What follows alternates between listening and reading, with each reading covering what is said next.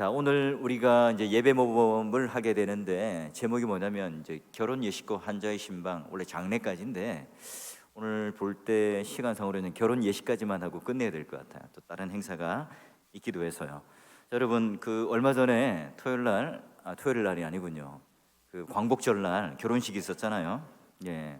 자, 이제 결혼식을 우리가 이제 뭐 내가 난 결혼 이미 했으니까 상관없어 이렇게 하실 분도 있는데 앞으로 이제 결혼할 사람도 있고 또 결혼식을 이렇게 보내야 될 아들 딸을 시집장가 보내야 될 분들도 있을 겁니다. 그런 측면에서 우리가 결혼 예식에 관해서 살펴본다는 것은 의미가 있는데요. 그 예배 모범인데 왜 이런 결혼과 신방과 장례에 관련된 이야기를 할까? 예, 이게 이제 그 공예배적 요소의 부분들이 들어가기 때문에 그래요. 이게 사실 어찌 보면 목회를 할 때 가장 골치 아픈 문제들이 뭐냐면 이런 문제들이거든요. 이 다양한 이 결혼식을 하는데 다양한 케이스가 있어요. 장례식을 하는데도 다양한 어떤 경우의 수가 있기 때문에 이제 그런 경우에 어떻게 할 것인가 전체적인 어떤 하나의 추천하는 예배 모범을 줍니다. 자, 여러분 다시 한번 말하지만 예배 모범은 율법이 아닙니다. 성경이 아니죠. 예배 모범이 만들어지던 그 당시에 목사님들과 신학자들이 함께 모여서 이 정도는 우리가 좀 표준으로 삼았으면 좋겠다 하는 취지로 만든 거예요. 우리가 이대로 똑같이 할 수도 없고 또 반드시 똑같이 해야만 하는 것도 아닌 거예요. 그러나 이제 무척 이제 실제적이고 또 구체적인 사례들을 다루게 될 텐데요. 많은 경우 우리가 결혼식, 장례, 신방 이런 경우들은 어떻게 우리는 이해하고 있고 또한 다루고 있죠. 결혼, 신방 이런 부분들은 세상의 어떤 기준과 방법 또는 다른 교회에서는 이렇게 하더라라고 하는 정도로 이제 우리는 이 경험에 의해서 이런 부분들을 정리해 놓고 있습니다. 자, 그런데요, 우리가 이제 그런 결혼 예식에 대해서 웨스트민스터 예배 모범은 어떻게 얘기를 하는가 한번 이제 볼 텐데요. 여러분, 이 결혼식이 예배입니까 아니면 예식입니까? 제가 이렇게 두 개를 두니까 예식일 것 같죠? 자, 맞아요. 이 결혼식은 예배가 아닙니다. 그런 로마 가톨릭에는 성례로 보죠. 7성례 중에 하나로 보게 됩니다. 그런데 우리가 개혁교회 안에 또한 우리 장로교 전통 안에는 결혼식을 예배로 여기지 않고 예식으로 여겨요. 왜 예식으로 여기나? 공예배적인 요소, 뭐 맹세라든지 또는 우리 말씀을 전파한다든지 이런 것들이 있습니다. 예. 근데 여러분 그 예배라고 하는 그 요소들을 가지고 와서 이제 하나의 예식을 하는 것이지 그 자체가 이제 예배라고 할 수는 없죠. 그럼 우리가 이제 똑같이 로마 가톨릭처럼 성례로 돌아가는 것과 마찬가지입니다. 자, 우리 결혼 예식이 관련되어서 텍스트를 한번 먼저 보게 되면 결혼 예식을 지도해야 하는 이유 한번 읽어볼까요? 결혼은 비록 성례가 아니요 하나님의 교회에만 고유한 것도 아니며 인류 전체의 보편적이며 모든 사회의 공적인 관심이지만 결혼은 주님 안에서 이루어져야 하며 새로운 상태로 들어가며 그들 안에 하나님의 복이 임해야 하므로 하나님의 말씀으로부터 교훈과 지도와 권고가 특별하게 요구된다. 우리는 결혼은 합법적인 말씀의 사역자에게 의해 엄숙히 올리는 것이 마땅하다고 판단하며 목사는 그들에게 적절하게 조언해야 하고 그들 위해 하나님의 복이 임하기를 기도하는 것이 마땅하다고 판단한다. 자, 여기 보면 결혼은 비록 성례가 아니다. 예. 그래서 하나님 교회에만 고유한 것도 아니다. 어떤 분들은 이제 교회에서 결혼식을 안 하면 마치 결혼이 아닌 것처럼 또 너무 협소한 율법적인 잣대를 가지고 있는 분도 계십니다. 그렇지 않아요. 자, 그리고 하나님 말씀으로부터 교훈과 지도와 권고가 되어야 된다. 결국 사실은 이제 우리가 좀 시간이 제가 여유가 있으면 결혼식 하는 당사자들이 저랑 한 뭐 5주 내지 1년 정도 좀 성경 공부를 하고 결혼했으면 좋겠어요. 그럼 절대 저한테 결혼처를 안 맡기겠죠. 한 6개월이나 1년 정도 공부를 해야 제가 주례하겠습니다. 그러면 아무래도 1년에 한두 번 정도 주례를 안 할 것 같아요. 자, 근데 보니까 합법적인 말씀 사역자에 의해서 엄숙히 올리는 것이 중요하다.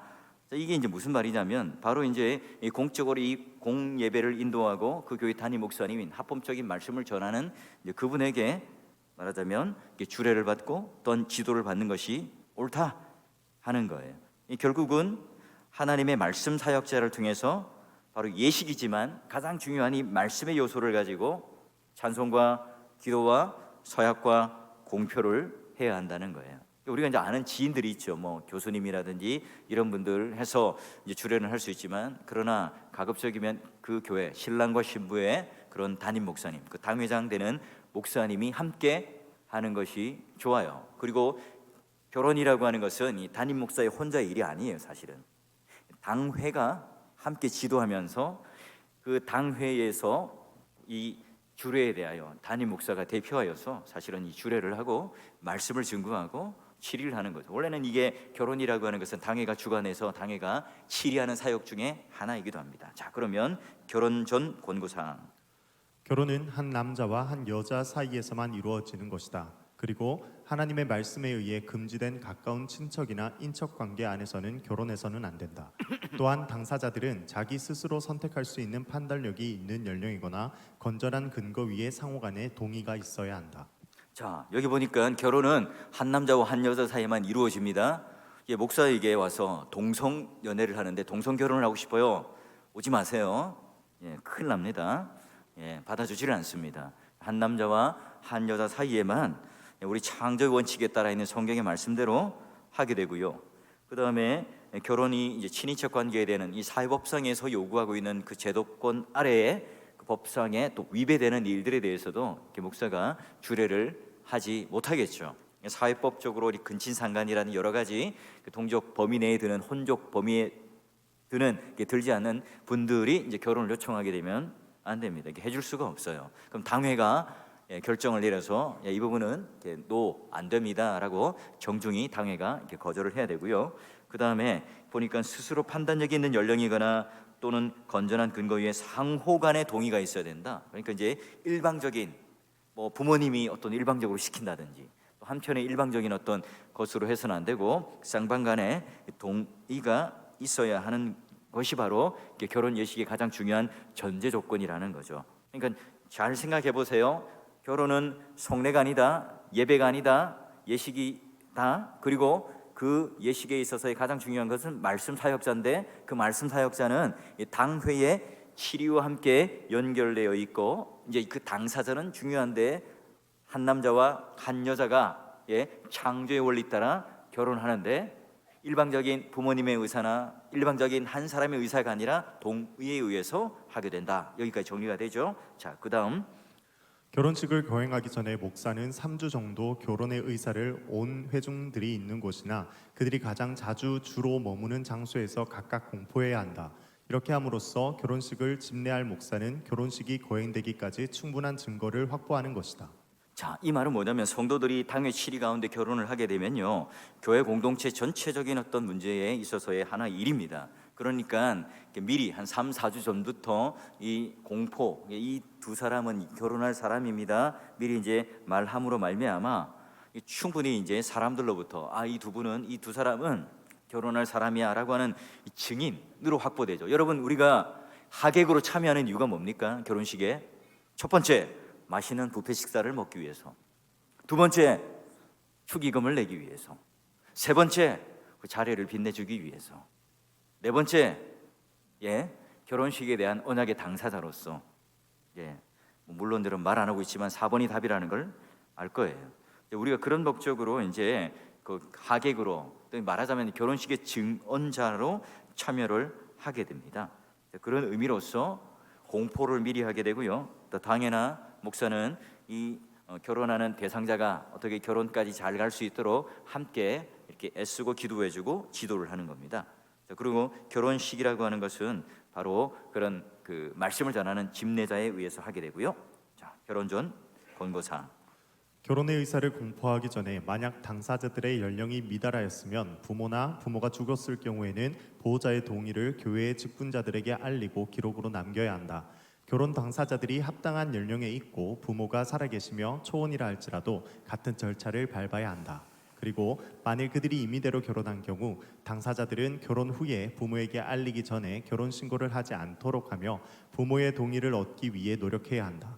부모들은 자기 자녀들의 자유로운 결정을 무시한 채 결혼을 강요해서는 안 되며 정당한 이유 없이 그들의 동의를 거부해서도 안 된다.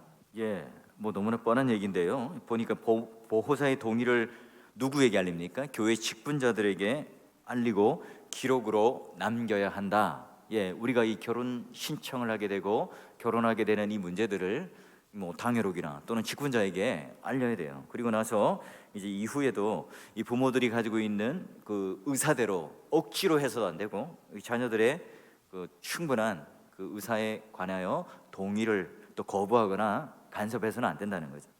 결혼 후에 그들이 바로 잘 살고 또 알려줄 수 있도록 그 부모님들도 지도를 해주고요. 교회 직분자들, 여기 말하는 직분자들이야 말하면 이제 항존직을 말하는 당회원들이 이런 부분들에 대해서 보고를 받고 미리 이제 알고 있어야 된다는 거예요. 오늘날 우리가 이제 당회가 이런 결혼식에 대하여 관심을 가지고 치료하는 것들이 이제 굉장히 멀어진 어떤 하나의 일이기도 하죠. 그냥 개인의 하나의 가정사이고 또 가정의 어떤 하나의 잔치로만 여겨지지 이게 당회의 어떤 일이라고 여겨지지 않아요. 그래서 교회에서 담임 목사에게 주례를 받는다는 것은 굉장히 엄중한 일입니다.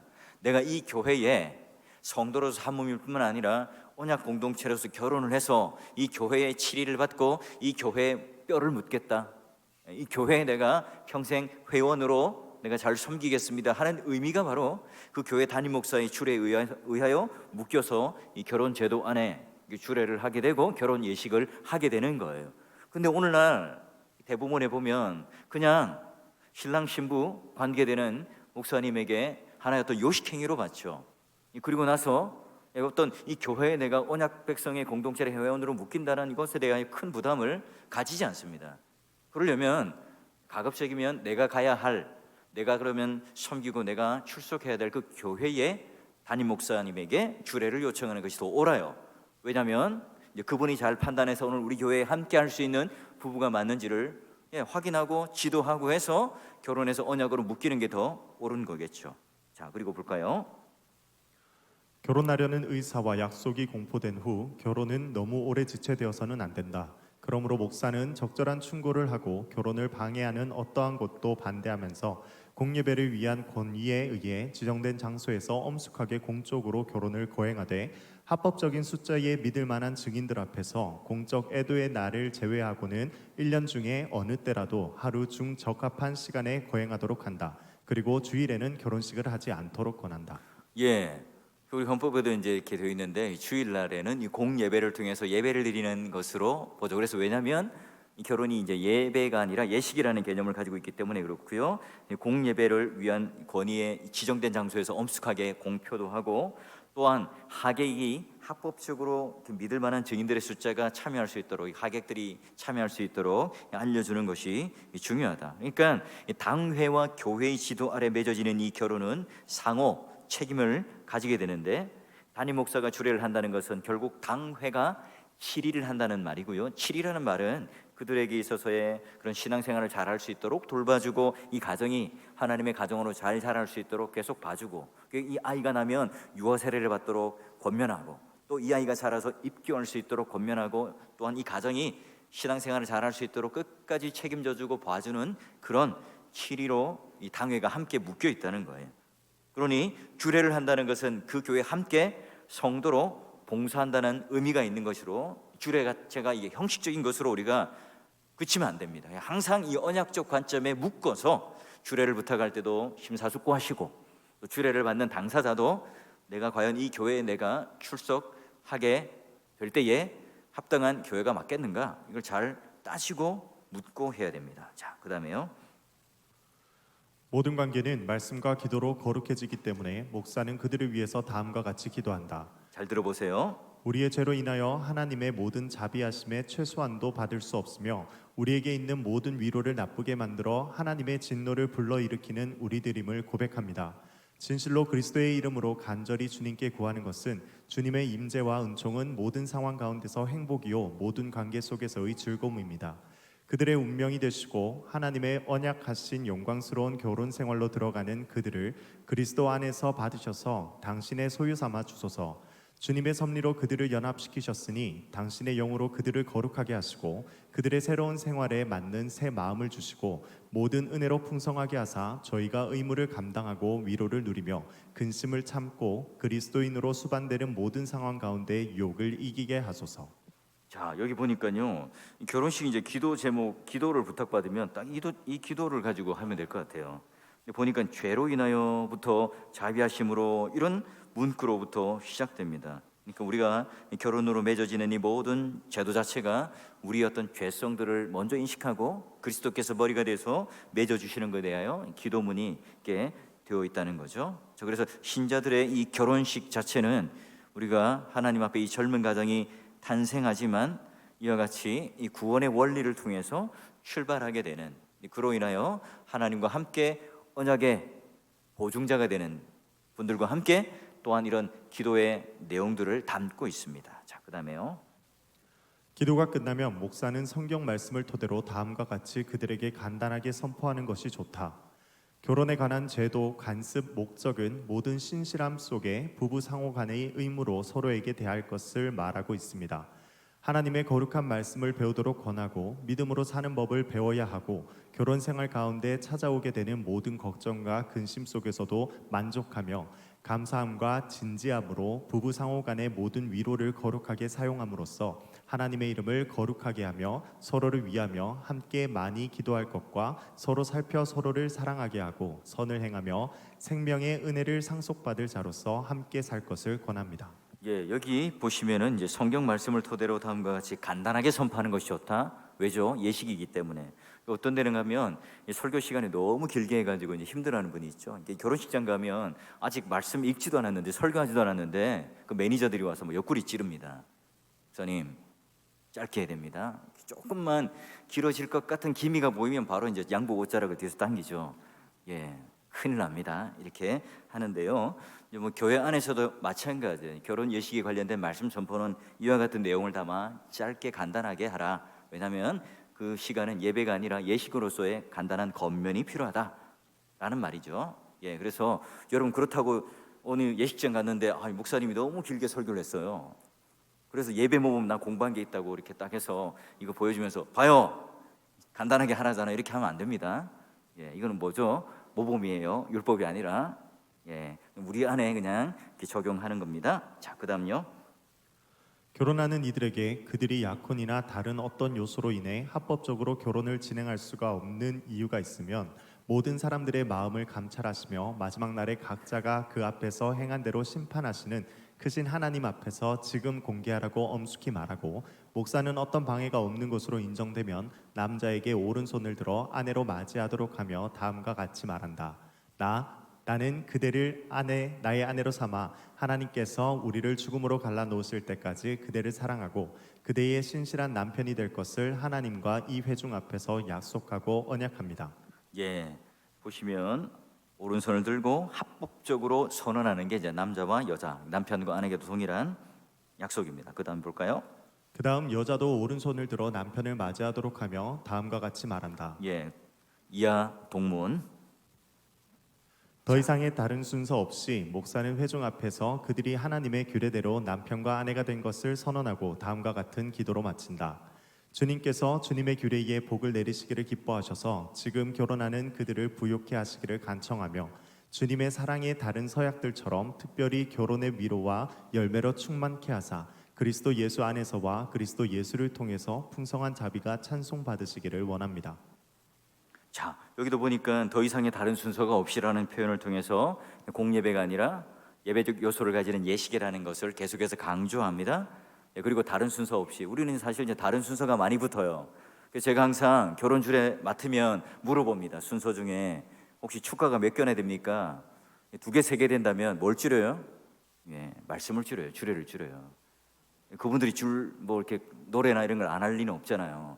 그러니까 제가 이제 조절을 할 수밖에 없는 거죠. 이제 예식장에서 하게 되면 그런 안타까움이 있습니다.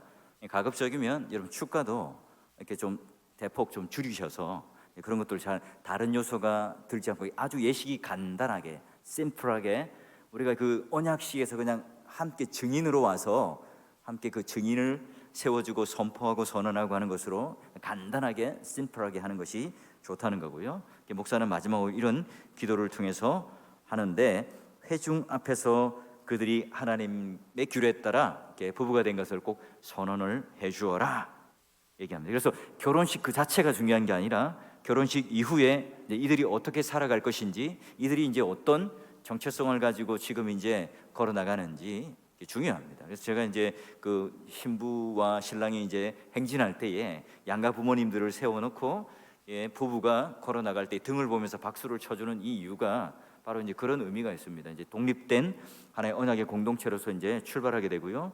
신랑은 이제 성경책을 들고 아내는 또 팔짱을 끼고 이렇게 보통 걸어가게 하는데요. 이런 그 예배 모범의 의미를 담아서 저는 이제 그렇게 하고 있습니다. 자, 마지막 볼까요? 결혼 당사자들의 이름과 결혼 날짜를 명부에 분명하게 기록하여 관계된 모든 사람들이 읽을 수 있도록 잘 보관해야 한다. 자, 이 말은 뭐냐면 우리 교회가 가져야 할 공적인 그 헌법에 규정된 그 문서가 이 장부가 있습니다. 여러분 알듯이 뭐 유아 세례 또는 세례 명부 그리고 또 혼인 명부 이런 것들을 교회가 가지고 있어야 돼요. 근데 우리 교회가 지금 이제 그냥 우리 교족 안에는 기록되어 있지만 이런 명부들이 사실상 이렇게 잘 엄격하게 하고 있지는 않습니다. 또 교인들이 임명을 해서 갈 때도 그 임명 증서를 가지고 원래는 그 임명 증서를 가지고 새가족 등록을 할 때 임명 증서를 주죠. 그리고 나 이 교회 저 교회에서 제가 이렇게 보내어서 이렇게 오게 되었습니다라면 임명 증서를 보고 함께 다시 새가족으로 등록해주고 또 인사도 시키고 원래는 이제 그렇게 하는 것이 원칙인데요. 지금 마찬가지로 결혼도 결혼식을 하고 나면 그 명부가 그 교회에 올라가게 되어 있죠. 왜요? 교회 회원으로 인정되고 공적인 교회의 몸된 회원으로 이 부부가 출발한다는 것을 이게 선포하고 그 기록이 남겨져 있습니다. 그래서 중요한 건 우리가 이제 뭐 임직식 날짜라든지 은퇴 날짜라든지 세례 받는 날짜 그리고 이 결혼하는 날짜와 이런 명부들을 이 교회가 공적인 서류로 잘 관리해 줘야 한다는 사실이에요. 여러분 우리가 이제 오늘 이 결혼에 관련되어서 보았습니다. 여러분 많은 생각들을 뭐 하셨을 건데요. 이제 내가 이제 다시 결혼할 수 없으니까 자녀들을 결혼시킬 때라도 좀 더 이런 부분에 대해서 예배 모범을 한번 꼭 읽어보시고 그 예배 모범에 따라 어떻게 하는 것이 선하게 옳게 하는 것일까? 또 내가 예전에는 그저 내가 밥만 먹으러 예식장에 참여했다면 내가 이 부부를 향하여 언약에 내가 참여자로서 보증해 주는 자구나. 좀 이렇게 그런 어떤 그 무게감을 가지고 하객으로 앉아 계시다면 좀 이제 좀 기쁜 마음으로 즐거운 마음으로 무거운 마음으로 앉아 계실 수가 있고요. 또한 우리 당회원들도 항상 우리 주보에 나오는 결혼하는 대상자들 또는 우리가 주례를 하게 되는 부부가 있다면 그 부부들에 대해서 좀 더 관심을 가지고 교회가 함께 기도하고 또한 보살펴 준다면 교회가 좀 더 예배 모임이 추천하고 있는 그 당시에 그 교회의 한몸됨이 은혜롭게 이루어지게 되겠죠. 여러분 한번 그런 도전을 해보시고 또 그런 예배 모임에 따라 고민을 해보시고 혼인이라든지 혼인 이후의 삶이라든지 우리 또 부부에 대하여 결혼식에 대한 어떤 전체적인 순서라든지 이런 것들을 한번 고민해 보시고 생각해 보시는 그런 귀한 그런 시간 되길 바랍니다. 이 시간